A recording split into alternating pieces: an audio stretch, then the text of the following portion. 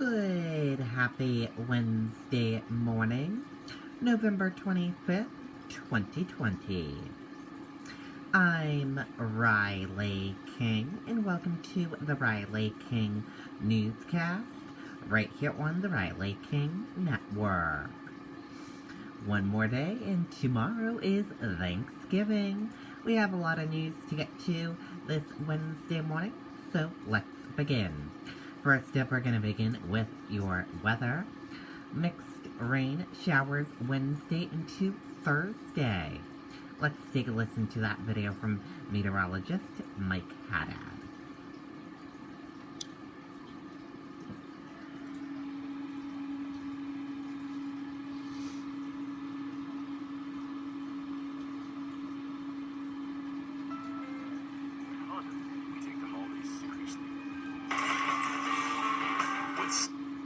Thank you very much for joining us, Stormwatch 9 Weather on the Web. Here we are moving into the Thanksgiving holiday and a cold night with some unsettled weather in between now and early on Thanksgiving morning, moving in our direction. Fair skies this evening, clouds will move in late. Snow showers mostly tomorrow morning through about midday will be in the northern half of the state, but can't rule out, say, a snow or mixed shower even in southern zones.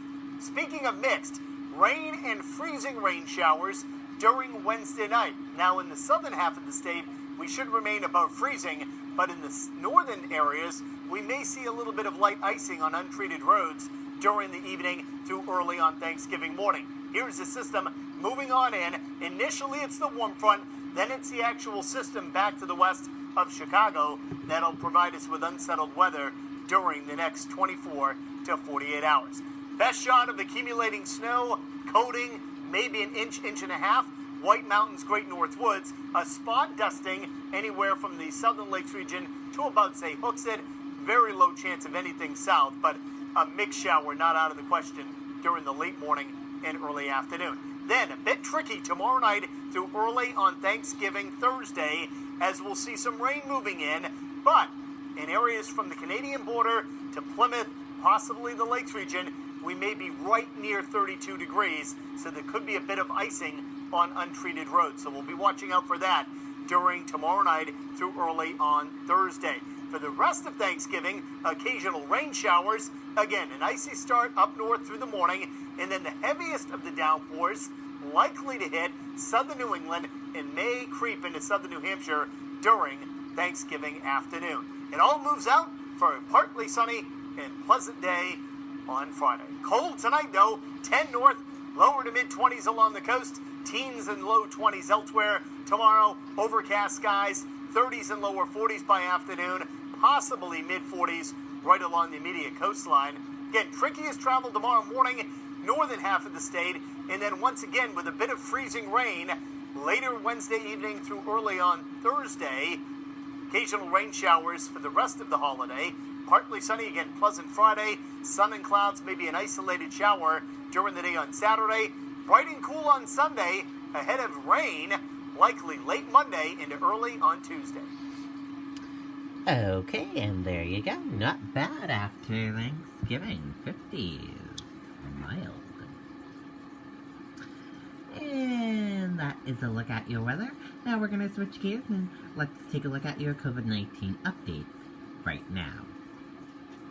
There are 362 new COVID-19 cases reported in New Hampshire on Tuesday. One additional death.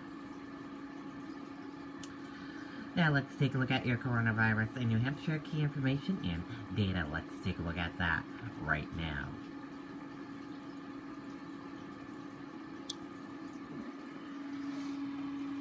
And here is a look at that information for all of you right now. There are 18,042 number of people in New Hampshire have tested positive for COVID-19. 12,349,443 number of people in the United States have tested positive.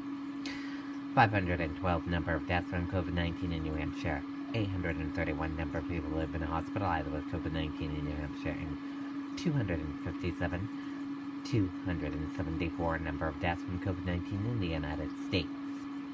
Now let's take a look at this map of New Hampshire where current cases of COVID-19 are. Nashua, 396. Let's take a look at this map of New Hampshire where total cases of COVID-19 are. Nashua, 1820. And now let's take a look at these three charts here. Let's start with the first chart here. New cases each day in New Hampshire in the purple, daily new positive COVID-19 cases, orange, new hospitalization, and red, deaths. Let's take a look at this chart here. Current cases in the purple, total current COVID-19 cases, in orange, current hospitalization.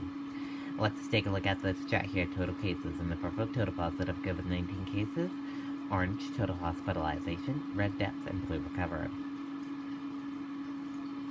Now let's take a look at this chart here. Positive PCR test rate and daily PCR tests. Let's take a look at this chart here. Each group of cases, female and male of cases, and risk information. Let's take a look at this chart here. Infections, hospitalizations, and deaths. And let's take a look at this chart here. Deaths, percent of New Hampshire population, race/ethnicity, cases, and hospitalizations. And a reminder, your common symptoms: fever, lack of smell, cough, chills, difficult breathing, nausea, vomiting, and diarrhea. How it spreads, and prevention tips. And be sure to stay with the Riley King Network for the latest of your COVID-19 information. DHHS continues contact tracing, focuses attention on congregate settings. Officials say people are letting their guard down. Let's take a listen to that video from WMUR News 9, Cherise LeClaire.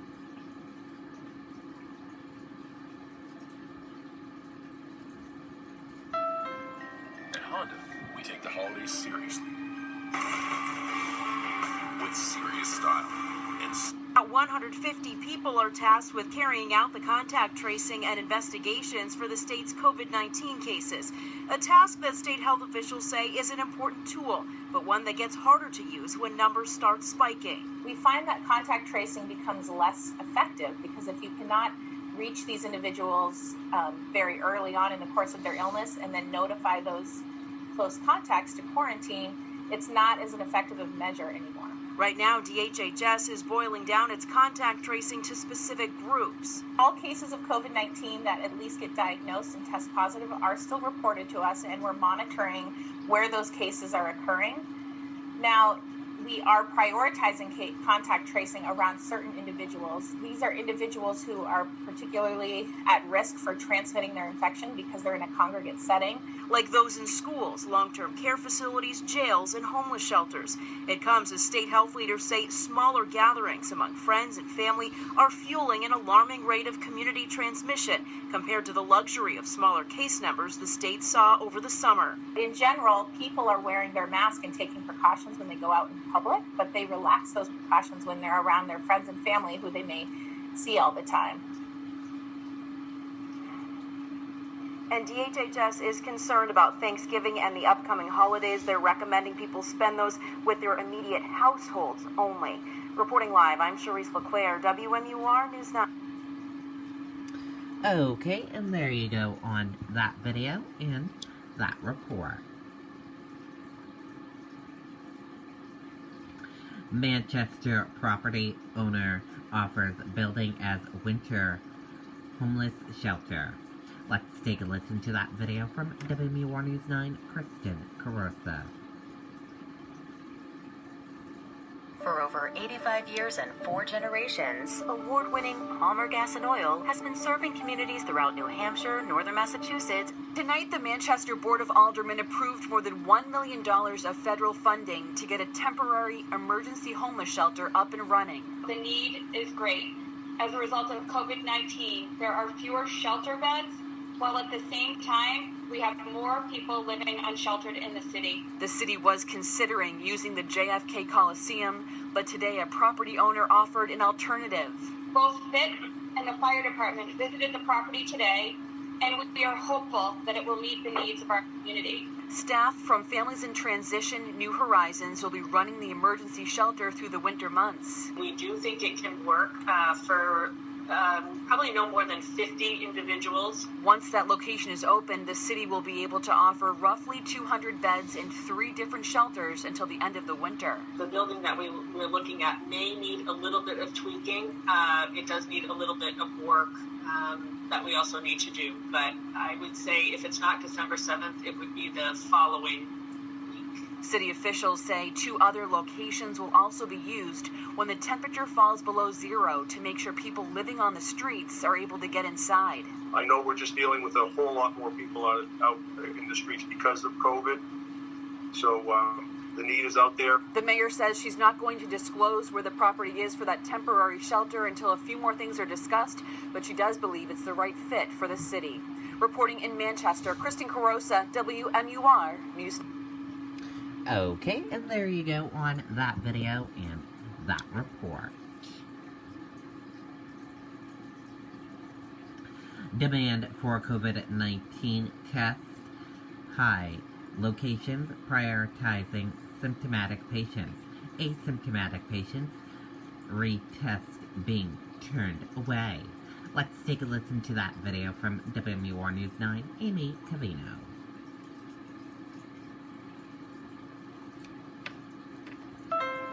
At Honda, we take the holidays seriously.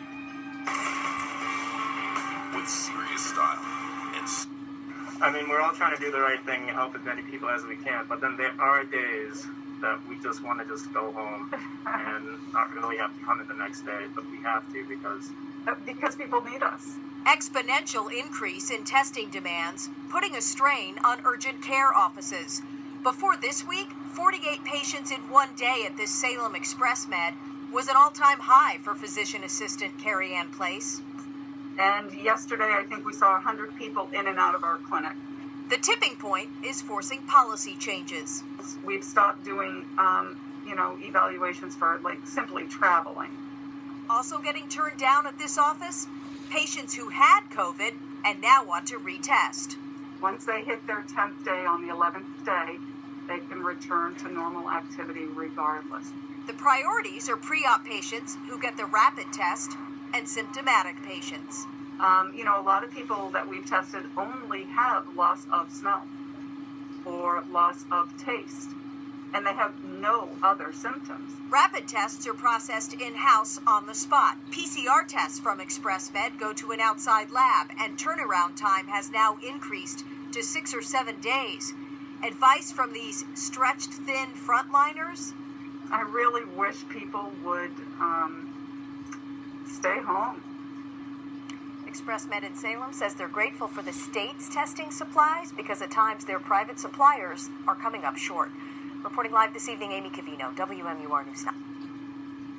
Okay, and there you go on that video and that report. Restaurants see surge in takeout Thanksgiving meals, some making hundreds of turkey dinners. Let's take a listen to that video from WMUR News 9, Jennifer Crompton.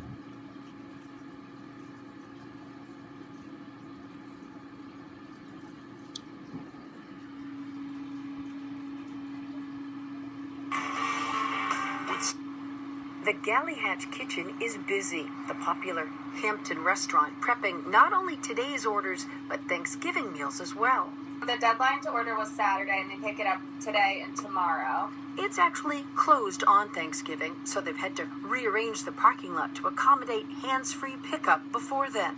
We've definitely exceeded years past for how much takeout we've done. Not just family orders of turkey, stuffing, mashed potatoes, cranberry, gravy, and so many assorted side dishes. They're making 400 individual turkey dinners, too. Those have been so popular because people aren't going to see their families in these larger group settings, and we have a lot of, we have a larger elderly community on the seacoast, so having their Thanksgiving dinner, they can heat it up and it's there. The pandemic has been tough on restaurants, takeout orders helping many stay in business. Some, like the Roundabout Diner in Portsmouth, traditionally do both dine-in and takeout on Thanksgiving Day. This year, the popularity has switched. They have far fewer dine-in reservations, but they're prepping more than double the usual takeout, close to 200 full family meals, some meals feeding up to 12 people. We're throwing in a $20 gift card for anyone who is willing to pick up tomorrow, just so we can spread it out, so we have room to cook all the turkeys. Restaurants say it's an opportunity not just to make money, but to help the community safely enjoy Thanksgiving at home. It's too late to order Thanksgiving takeout at this point, but they'll likely give thanks to any meals ordered after the holiday. Jennifer Crompton, WMUR News. Okay, and there you go on that video and that report. AAA predicts decrease in Thanksgiving travel for first time in 12 years. State police to step up patrols. Let's take a listen to that video from WMUR News 9, Mike Cronin.